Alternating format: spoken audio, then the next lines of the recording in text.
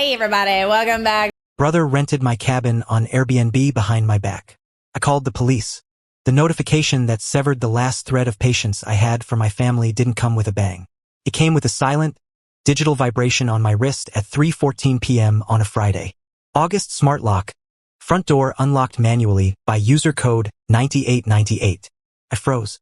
I was sitting in my office in downtown San Francisco, staring at a spread of quarterly projections, but my mind instantly transported 3 hours east, to the pine-scented air of South Lake Tahoe.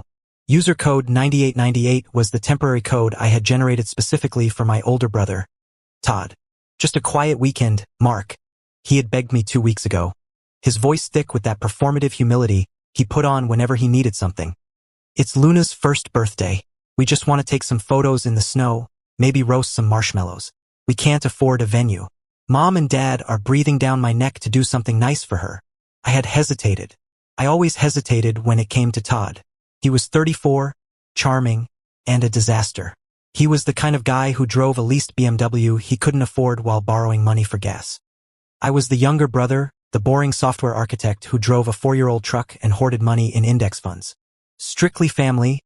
I had told him, my voice hard. You, Sarah, the baby, and Mom and Dad. That's it. No friends. No parties. And absolutely no smoking on the deck. The HOA will find me into oblivion. I swear on Luna's life, he had said.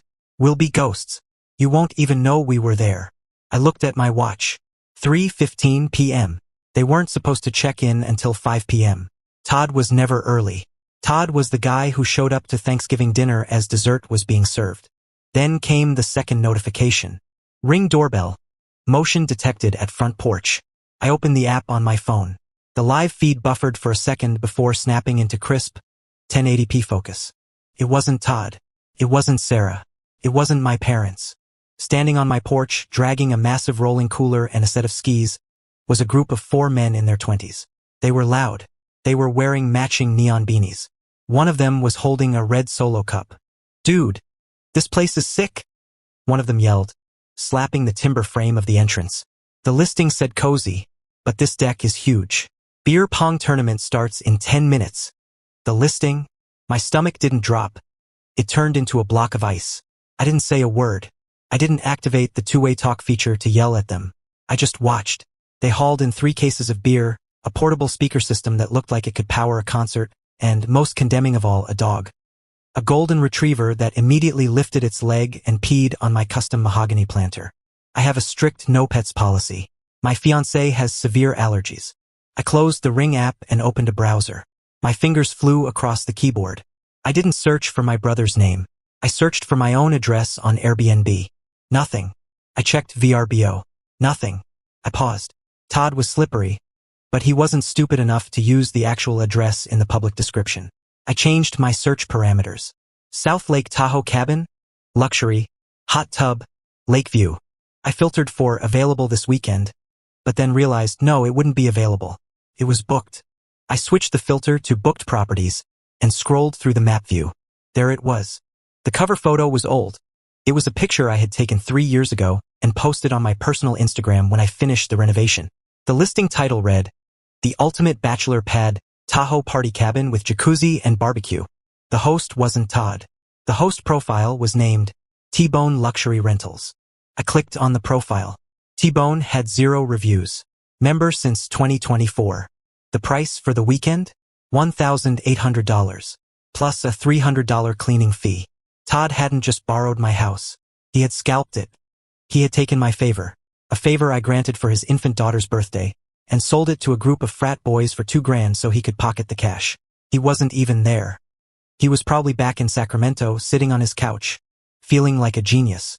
I picked up my phone to call him. My thumb hovered over his contact photo. A picture of him grinning at my graduation, an arm draped around my shoulder, looking like he owned the place. I lowered my thumb. No, if I called him, he would lie. He would say they were friends of his. He would say he was just running to the store. He would beg. He would gaslight.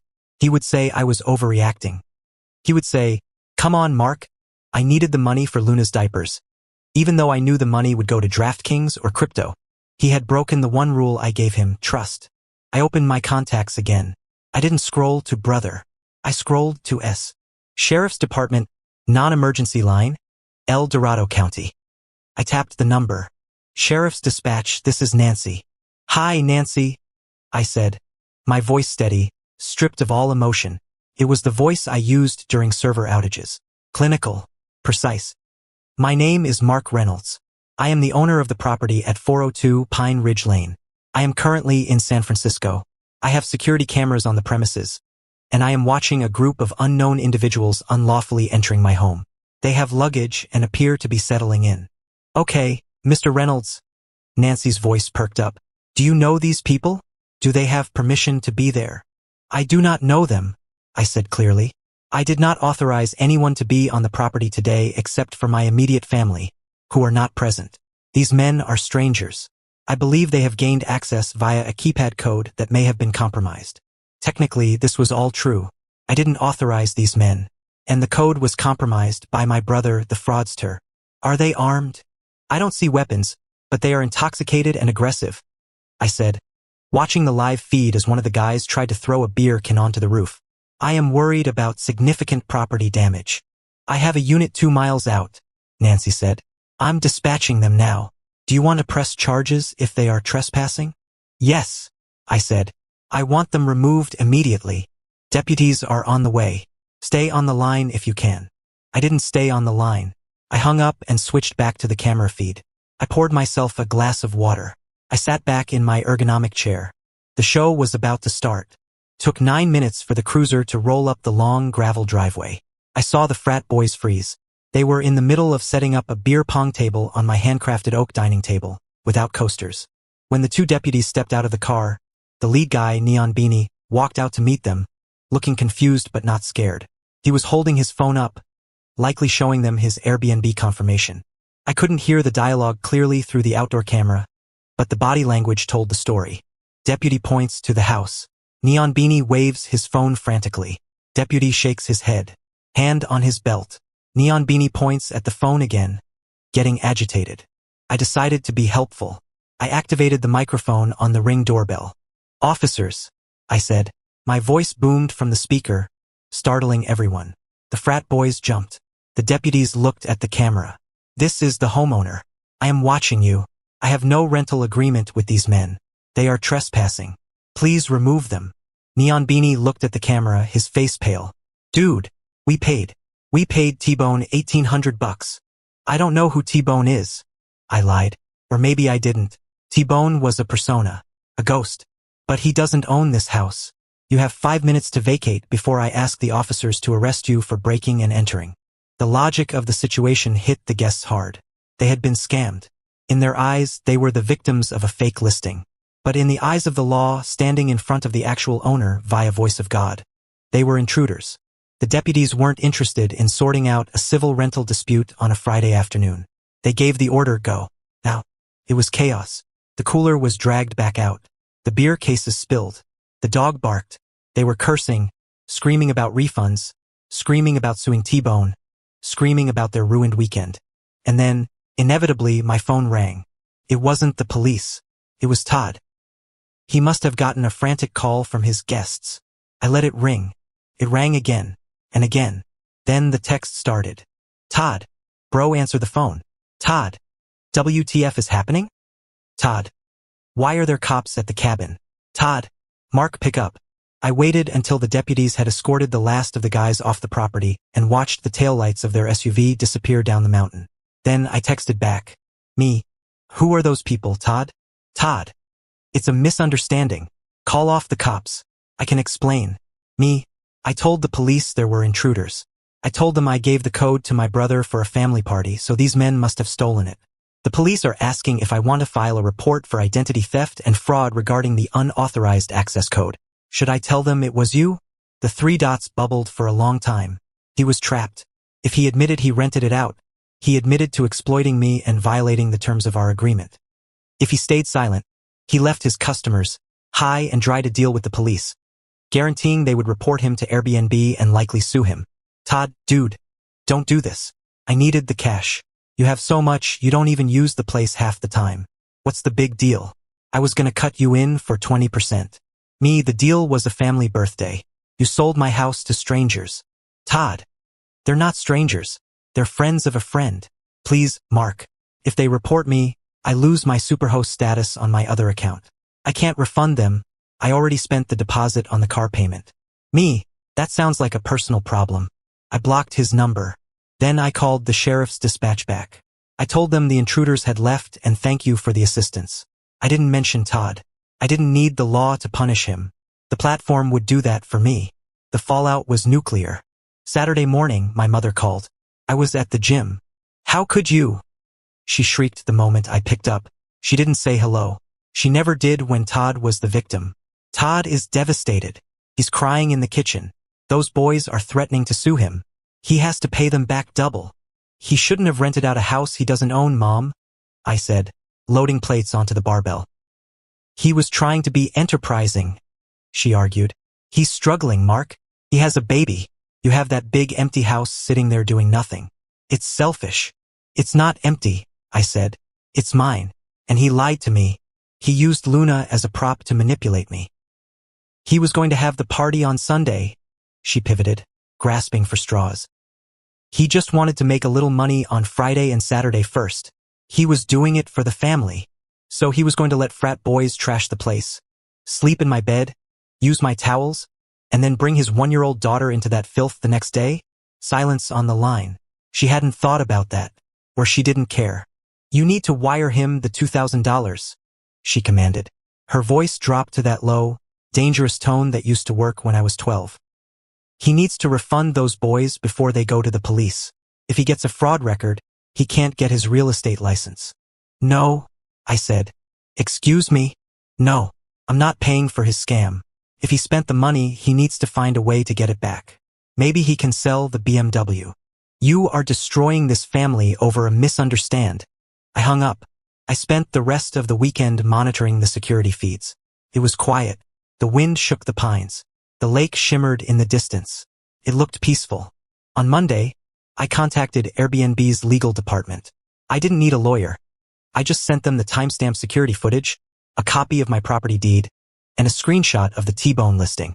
2 days later, I received a generic but satisfying email from their trust and safety team confirming that the listing had been removed and the associated host account had been permanently banned for violating their terms of service regarding property ownership verification. Todd didn't just lose the $1,800. He lost his side hustle.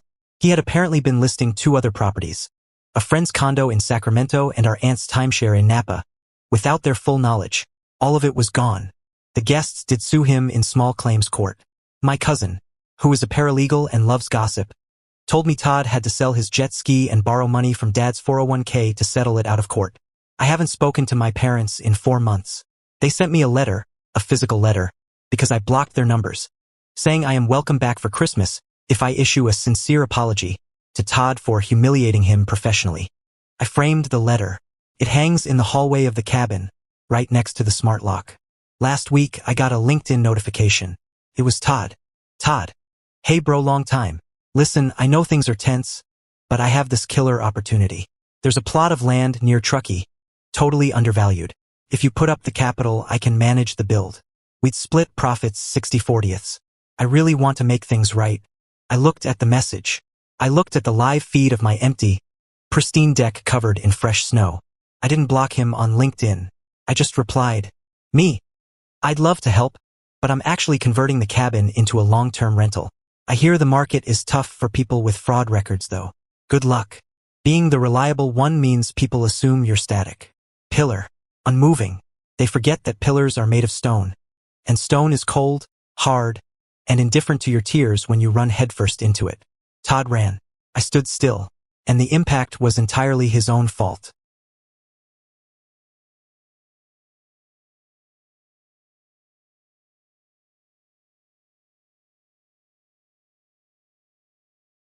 He was laughing and joking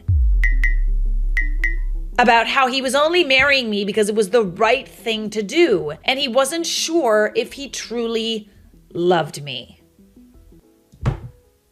I mean, to be fair, you're not sure if you truly love him either, but the fact that he's like kikiing about this on your wedding day, could we not have figured this out beforehand. Like, everybody's kind of here. We kind of got the dresses and the cakes and the flowers and everything. The flowers just themselves are like $20,000 apparently. Oh God, Lord have mercy. I'm not even you. Like, this is how much flowers cost at a wedding in Ontario unless you do something else. He mentioned that he felt trapped by our family's expectations and didn't want to disappoint them. Ugh. It's not worth it, bestie. It's not.